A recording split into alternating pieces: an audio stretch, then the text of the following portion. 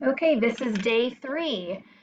Again, boys and girls, on days 3 and 4, we are introduced to 3 new words. So the first word that we are going to talk about today is the word plead.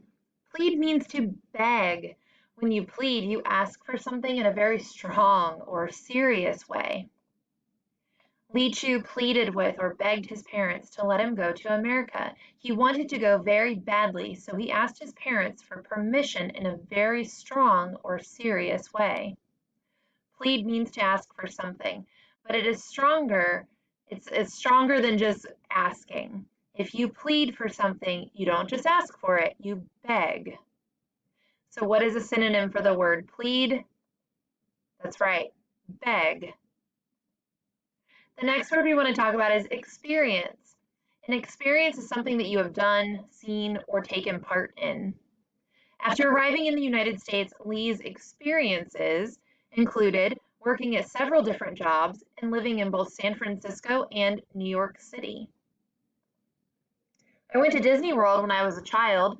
Going to Disney World as a child is a very different experience than going to Disney World as an adult with children.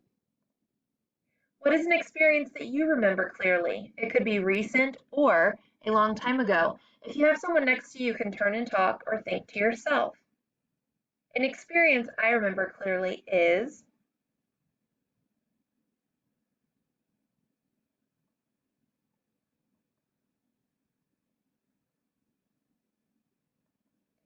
okay, let's take a look at the next word. People from around the world bring new customs and ideas to the United States. Take a look at the photograph here. So customs. Customs of a country are often associated with holidays or special occasions that are festive and fun. I know that here in the United States, it is a custom for people to celebrate the 4th of July by watching fireworks. Another custom that we have, oh, look at this poor guy, eat ham. During Thanksgiving, a lot of people here in America enjoy turkey dinner together. Another example of a custom is celebrated by Mexican Americans on May 5th, or the Cinco de Mayo, by gathering with friends and family members for food, music, and dancing. That wraps up day 3. We'll see you back tomorrow for day 4.